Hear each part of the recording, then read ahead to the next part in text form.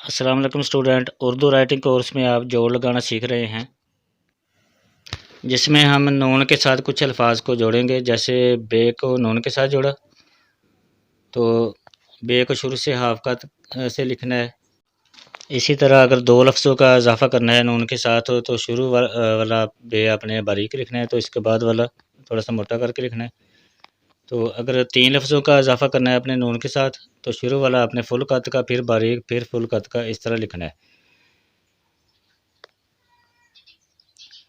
तो ऐसे आपने अगर चार लफ्ज़ों का या पांच लफ्ज़ों का इजाफ़ा करना है तो इसी तरतीब से आपने पहले फुल कत, फिर बारीक, फिर फुल कत, फिर बारीक, इस तरह लेके आना है। इसमें हम बारीक और फुल कत, फिर बारीक, फिर फुल कत से लिख रहे हैं।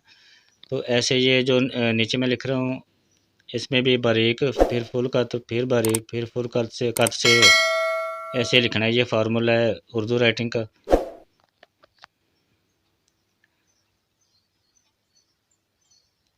ये जैसे बे व बो लिखा है, तो अब हमने इसके साथ एक लफ्ज़ और जोड़ना है, तो ये ऐसे बनेगा।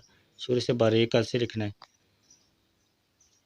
और अगर एक लफ्ज़ का और इजाफ़ा किया जाए तो इस तरह बनेगा। फुल कद शुरू में आ जाएगा, फिर उसके बाद बारीक।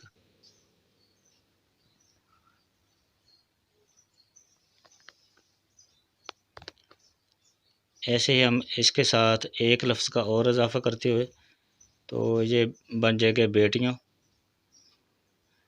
ये शुरू में बारीक कद लगाया, फिर फुल कद, फिर बारीक कद।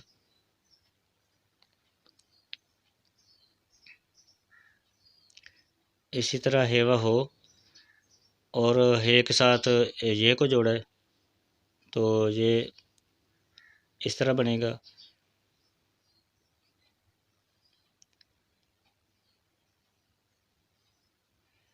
अगर इसके साथ एक लफ्ज़ का और इजाफ़ा करना है तो जैसे हेलो लिखते हैं,